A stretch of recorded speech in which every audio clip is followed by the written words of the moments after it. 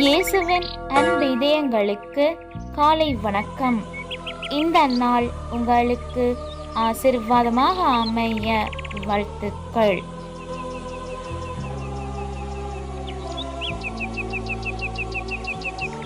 இப்புதிய நாளுக்கான ஆசீர்வாத இறைவசனம் இணைச்சட்டம் அதிகாரம் 28 இறை வார்த்தை 3. நீ நகரிலும் ஆசி பெற்றிடுவாய், வயல்வெளியிலும் ஆசி பெற்றிடுவாய்.